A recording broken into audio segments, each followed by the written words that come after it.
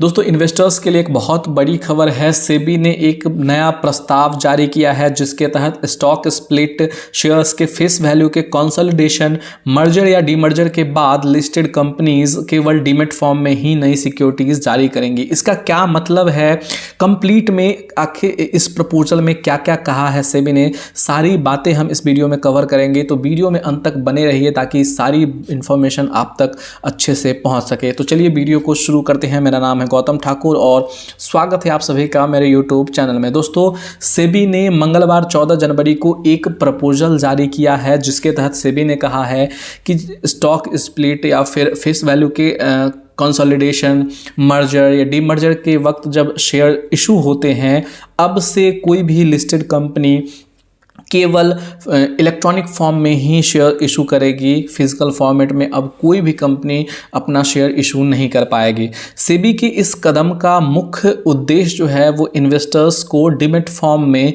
Securities रखने के लिए प्रोत्साहन करना है। लेकिन आप सोच रहे होंगे कि आखिर डीमेट फॉर्म इतना ज़रूरी क्यों है, तो उसके बहुत सारे फ़ायदे हैं डीमेट फॉर्म के। तो कुछ फ़ायदों को मैं आपको बताता हूँ। पहला ये कि दोस्तों आपके फ्रॉड होने के चांसेस काफ़ी कम हो जाते हैं। दूसरा फ़ायदा है डीमेट के कि सिक्योरिटीज़ के लॉस या डैमेज की संभावना ख़त्म हो जाती है। मान के चलिए कि आपके पास फिजिकल शेयर है, उसके सर्टिफिकेट हैं और वो कहीं या तो खो गया या फिर जल गया, पानी में भीग गया, बर्बाद हो गया, तो इन सब के जो चांसेस होते हैं ना वो ख़त्म हो जाते हैं। तीसरा जो फ़ायदा है दोस्तों, ट्रांजैक्शंस की स्पीड काफ़ी हाई होती है। आप घर बैठे भी अपने शेयर को बाई सेल कर सकते हो। इफ़िशियंसी में काफ़ी ज़्यादा सुधार आता है। उसके अलावा रेगुलेटरी ओवरसाइट और ट्रांसपेरेंसी में भी बढ़ोतरी होती है। अगर आपका कोई लीगल डिस्प्यूट हो गया तो अगर आपके सिक्योरिटीज़ डीमेट फॉर्म में है तो आपको काफ़ी ज़्यादा सहूलियत होगी उसको सही करने में। और सबसे लास्ट जो फ़ायदा होता है दोस्तों, फिज़िकल फॉर्म में शेयर्स को रखने के बहुत ज़्यादा खर्चे आते हैं आपको भी और कंपनी को भी, वो भी बहुत हद तक रिड्यूस होंगे। तो ये कुछ फ़ायदे थे। लेकिन हालांकि वर्तमान में बहुत सारे ऐसे इन्वेस्टर्स हैं जो अपनी सिक्योरिटीज़ को फिज़िकल फॉर्मेट में रखते हैं। लेकिन ध्यान देने वाली बात ये है दोस्तों कि अब इन्हें सेल या ट्रांसफ़र करने से पहले डीमैटेरियलाइज करना अनिवार्य होता है। सेबी ने साफ कहा है कि लिस्टेड कंपनीज़ को मौजूदा फिज़िकल सिक्योरिटी सर्टिफिकेट को डीमेट फॉर्म में बदलना होगा और आगे से कोई नई फिजिकल सर्टिफिकेट जारी नहीं की जाएगी।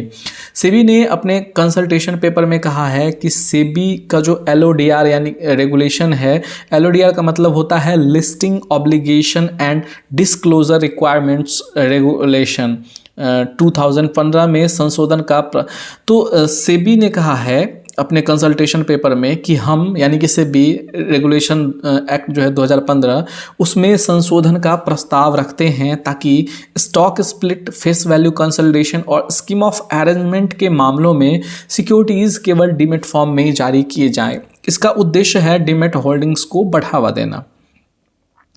इसके साथ ही सेबी ने LODR रेगुलेशंस में कुछ और संशोधन का सुझाव दिया है। इसमें शामिल है माइनर सिग्नेचर डिफरेंसेस की सूचना देने से जुड़े प्रूफ ऑफ डिलीवरी को मेंटेन करने की आवश्यकता को समाप्त करना। और एक और है मेजर सिग्नेचर डिफरेंसेस या सिग्नेचर की नॉन अवेलेबिलिटी के मामलों को और सरल बनाना। सेबी ने इस प्रस्ताव पर कमेंट्स और सजेशंस के लिए 4 फरवरी 2025 तक का समय दिया है। तो दोस्तों क्या आपको लगता है कि सेबी का यह कदम इन्वेस्टर्स और लिस्टेड कंपनीज के लिए फ़ायदेमंद साबित होगा? नीचे कमेंट सेक्शन में अपनी राय ज़रूर दें। अगर आपने अभी तक चैनल को सब्सक्राइब नहीं किया है तो सब्सक्राइब कीजिए। वीडियो अच्छा लगा हो तो लाइक कीजिए और अपनी राय कमेंट बॉक्स में ज़रूर रखिएगा। दोस्तों आज के इस वीडियो में बस इतना ही। हम आप तक और नए अपडेट्स लेके आते रहेंगे। तो मिलते हैं नेक्स्ट वीडियो में अन्य टॉपिक के साथ। तब तक के लिए धन्यवाद। जय हिंद।